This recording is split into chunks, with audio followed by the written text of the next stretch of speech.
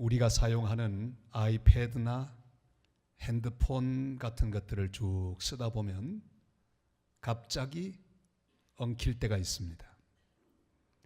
작동을 하지 않는 그런 난처한 순간을 만날 때가 있습니다. 그때 가장 쉽게 할 수 있는 조처는 완전히 껐다가 새로 켜는 것입니다. 리셋하는 것입니다. 어떤 경우에는 아예 초기화를 시키는 것도 좋은 방법이 될 수 있습니다. 그러면 대개 작동을 바로 하는 경우가 많습니다. 기계도 이렇게 엉키는데 하물며 우리 사람이 이 땅을 살아가는 동안에 얼마나 많은 갈등과 어려움 가운데 사는 사람들이 엉킬 때가 많이 있겠습니까? 생각이 엉키고 이성이 엉키고 마음이 어지러워서 갈피를 잡지 못하게 되는 그런 순간이 우리 앞에 많이 찾아옵니다. 전혀 내 기대와는 다른 양상이 내 인생에 전개될 때는 암담하기도 합니다. 좌절하고 탈진에 이르는 경우도 있습니다. 여러분, 이럴 때 어떻게 하면 좋을까요? 십자가는 바로 하나님의 리셋입니다. 죄로 말미암아 온통 엉클어진 세상, 저주로 말미암아 대책 없고 절망하고 있는 인간의 마음, 전쟁과 갈등으로 혼돈 가운데 있는 세상의 역사를 다시 리셋하신 현장은 바로 갈보리 십자가입니다. 우리 주님께서 십자가에 달리실 때 모든 것이 멈춘 것처럼 보입니다. 해도 빛을 잃었습니다. 세상의 모든 것이 다 사라진 것처럼 보였습니다. 그러나 하나님은 십자가로 세상을 다시 리셋하시고 3일 뒤에 사망 권세를 이기시고 부활하심으로 역사의 새 아침이 왔습니다. 보라, 내가 만물을 새롭게 하노라. 주님의 부활과 함께 어둠은 물러가고 절망이 물러가고 새 아침이 밝았습니다. 새 역사가 시작이 되었습니다. 부활절 계산법은 약간은 복잡합니다. 3월 25일에서 4월 15일 그 사이를 왔다 갔다 합니다. 왜 이렇게 자꾸 변할까요? 그것은 주후 325년 아주 중요한 종교회의가 있습니다. 그걸 니케아 회의라고 하지요. 바로 우리가 고백하는 삼위일체 신앙이 확정된 그런 중요한 교회 회의입니다. 거기 부활절을 계산하는 방법이 정해져서 그때부터 그 식으로 계산을 하게 되었습니다. 고정된 날짜가 아닙니다. 부활절은 먼저 춘분이 지나야 합니다. 낮과 밤의 길이가 꼭 같은 춘분이 지나고 보름달이 지나가야 합니다. 춘분 후 만월 후 첫 주일, 그게 부활절입니다. 왜 그럴까요? 그 의미가 있습니다. 낮과 밤의 길이가 똑같은 춘분, 드디어 빛이 어둠을 이기기 시작합니다. 그리고 보름이 지났습니다. 보름달이 지나고 처음 찾아오는 주일, 그게 바로 부활절입니다. 세상의 모든 어둠의 권세를 이기신 예수 그리스도의 부활, 빛이 어둠을 이겼습니다. 하나님의 놀라운 역사가 부활의 아침에 빛처럼 환하게 역사 가운데 사람들 가운데 퍼지게 되었습니다. 그래서 바로 그날을 축하하고 부활절로 지키게 되었던 것입니다.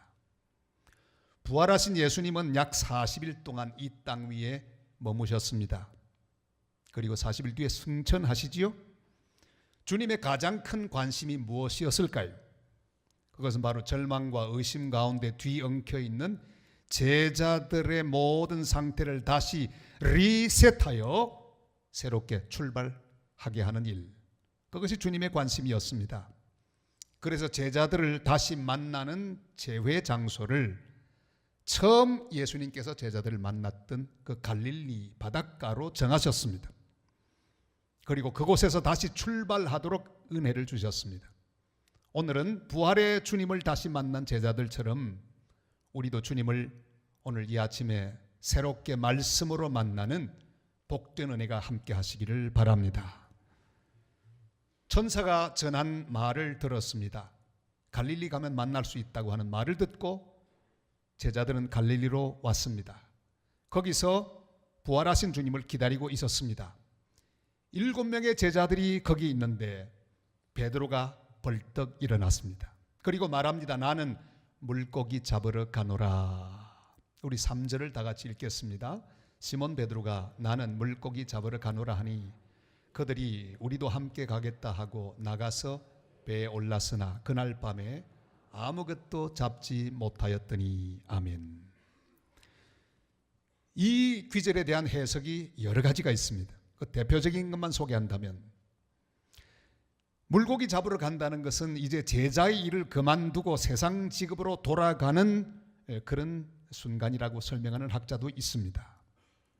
혹은 예수님을 기다리다가 심심하니까 심심풀이로 고기나 잡아보자 해서 고기 잡으러 갔다는 해석을 하는 학자도 있습니다.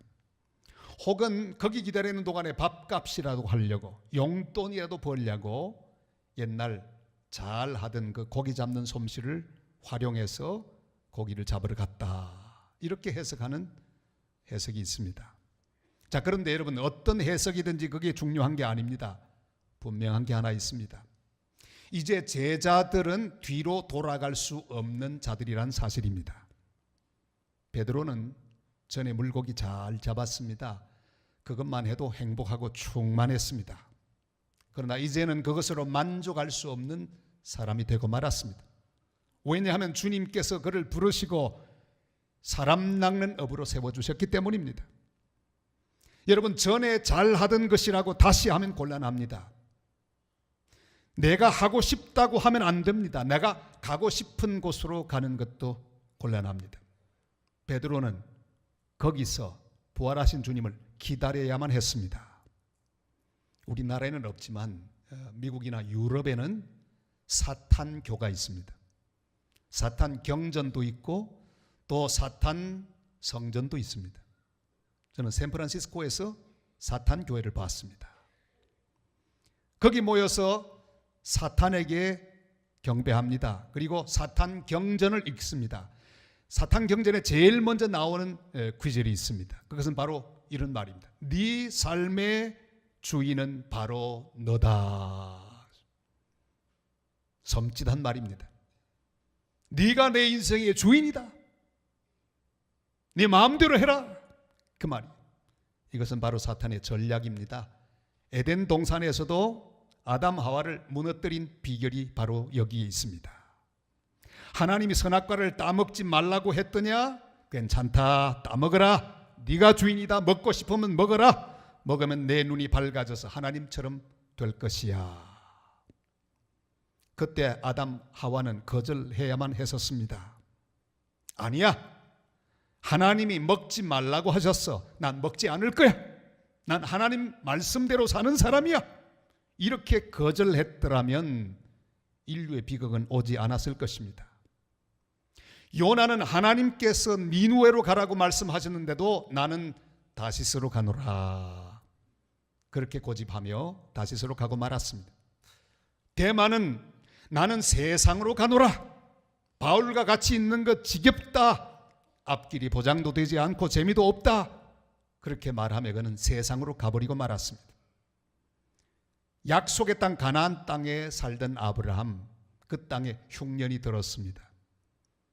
그는 일어납니다. 나는 애굽으로 가노라. 여기서 굶어 죽을 수는 없다. 그리고 애굽으로 갔습니다. 주님 부활하신 그날 두 제자는 나는 엠마오로 가노라 하면서 엠마오로 향해 가고 말았습니다. 나는 나의 주인이 아닙니다. 살아계신 주님이 우리의 주인이십니다. 주인이 가라고 하는 곳으로 가야 합니다. 주인이 있으라고 하는 곳에 우리가 있어야 합니다. 2005년 터키 한 들판에 목자들이 모였습니다. 약 한 26명 정도의 목자가 아침을 먹기 위해서 옹기종기 모였어. 이제 식사를 합니다. 아무 일도 벌어지지 않았습니다.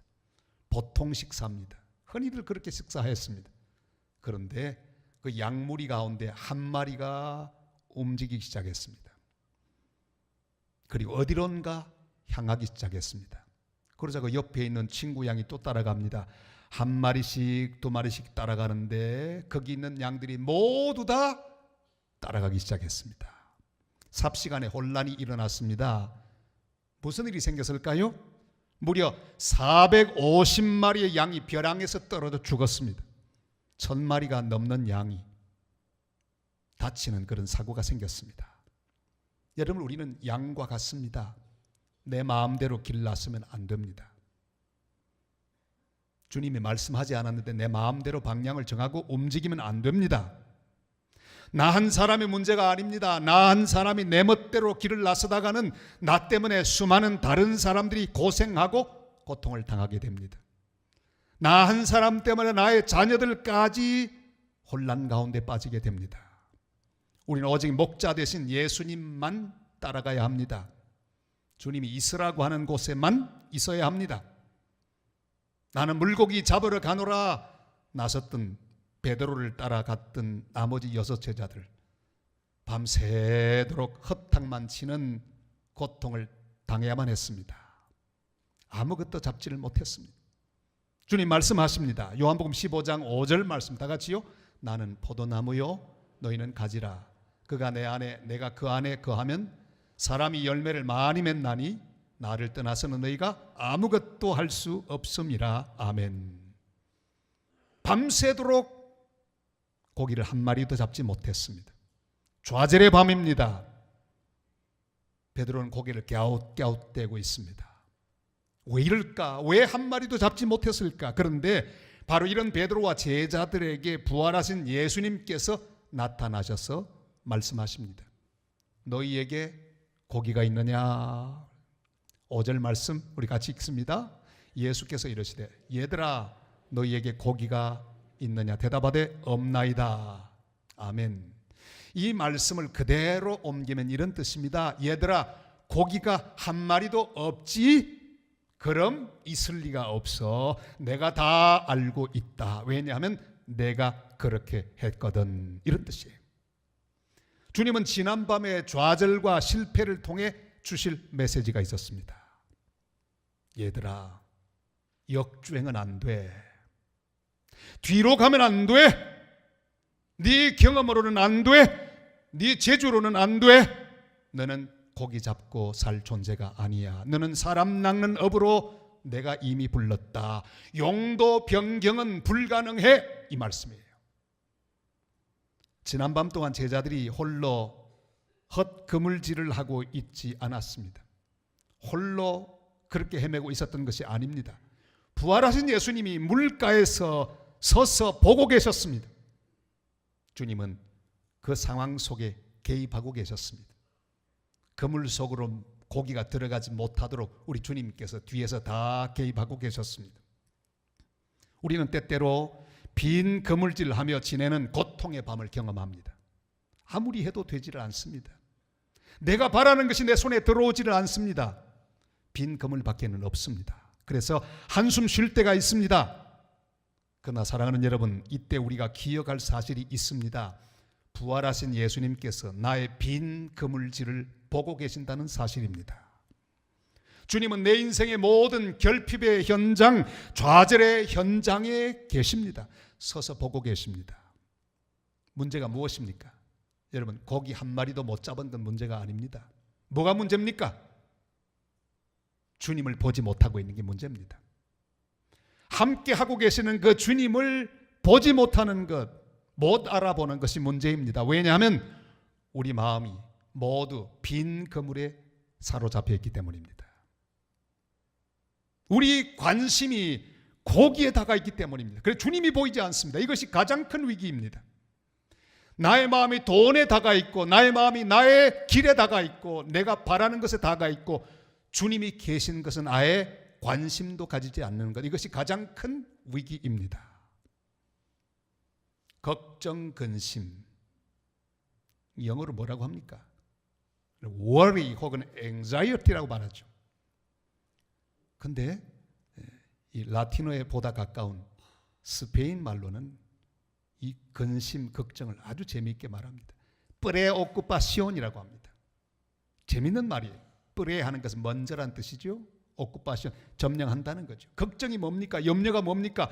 내 마음을 먼저 점령하고 있는 거, 그게 걱정입니다. 돈이 나를 먼저 점령하고 있으면 돈 걱정, 질병이 나를 먼저 점령하고 있으면 그게 건강 걱정, 사람이 나를 먼저 점령하고 있으면 그게 사람 걱정. 여러분, 내 마음을 먼저 점령하고 있는 것은 무엇입니까? 돈 떨어지면 어떡하나? 사람이 떠나가면 어떡하나? 아프면 어떡하나? 이 일이 실패하면 어떡하나? 지금 나를 채우고 있는 어떤 것이든지 지금 주님 앞에 다 털어버리는 시간이 되시기를 바랍니다. 우리는 주님으로 채워져야 합니다. 주님만으로 채워져야 합니다. 고기 못 잡은 것은 걱정거리가 아닙니다. 주님을 몰라보는 게 문제예요. 주님은 내 인생의 모든 계획을 세우시고 지금 개입하고 계신데 나는 오직 나 혼자 채워보려고 애쓰고 있는 것, 그것이 문제입니다. 그날 밤은 아무리 해도 빈 그물밖에 없을 거예요. 왜요? 주님께서 그렇게 개입하고 계시기 때문에. 고기가 많이 잡히든 많이 잡히지 않든 제일 중요한 일은 내 인생을 바라보시고 주장하고 계시는 우리의 주인이신 예수 그리스도, 그분을 바라보는 것입니다. 좀 오래된 영화이지만 Cast Away라고 하는 영화가 있었습니다.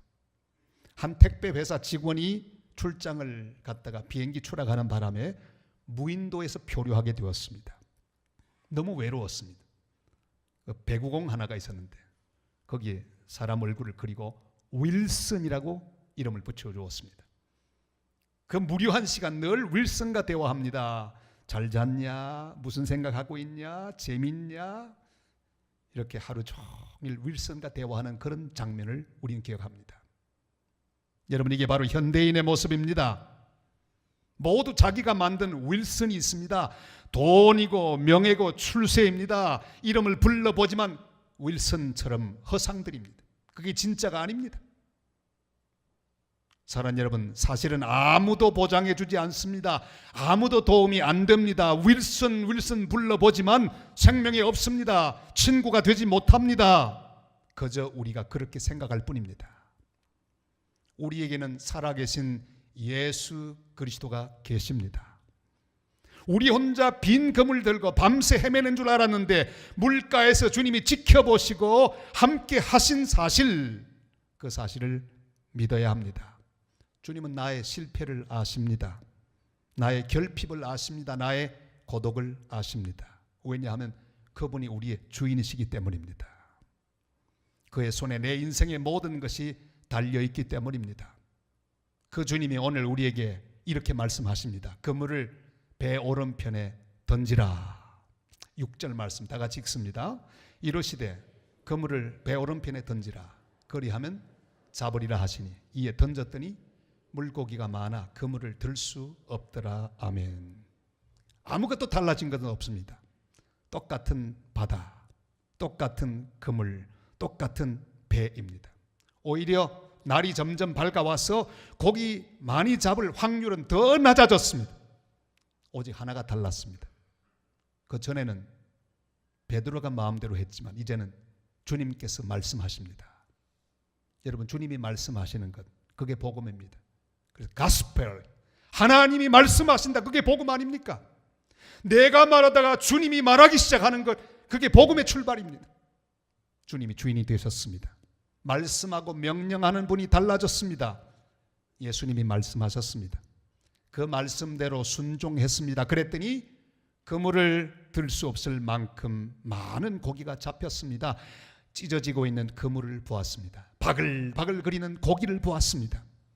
그 순간 베드로의 생각이 이동을 시작합니다.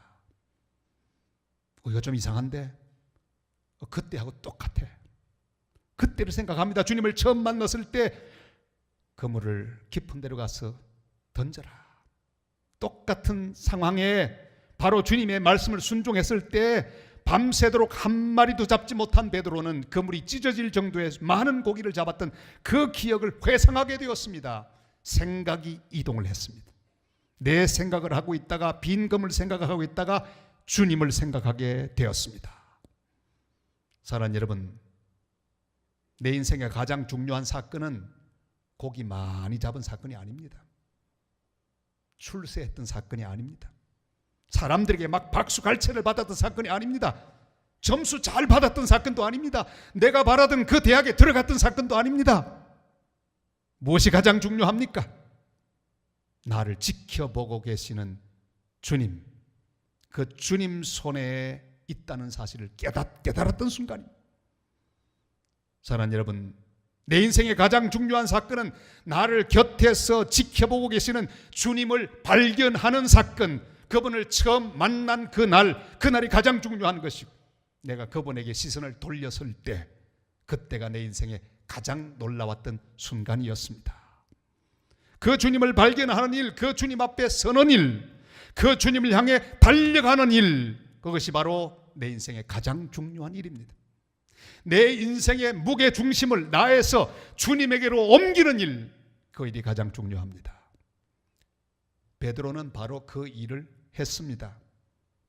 사랑하는 여러분, 고기 많이 잡고 못 잡고는 우리 인생의 관건이 아닙니다. 많이 잡았다고 좋아하지 마시고 한 마리도 잡지 못했다고 절망하지 마시기를 바랍니다. 나를 지켜보고 계시는 주인이신 주님께서 그 모든 걸 관장하십니다. 그러니 제일 중요한 일은 어떤 상황에도 나의 주인이신 주 예수 그리스도를 발견하는 일입니다. 그 주님 앞에 서는 일입니다. 7절이 이렇게 말씀하죠. 다 같이요. 예수께서 사랑하시는 그 제자가 베드로에게 이르되 주님이시라 하니 시몬 베드로가 벗고 있다가 주님이라 하는 말을 듣고 겉옷을 두른 후에 바다로 뛰어 내리더라. 아멘. 베드로는 잃어버린 자신의 주인을 다시 발견했습니다. 그래 자기 중심 모드에서 주인 중심 모드로 바꾸었습니다.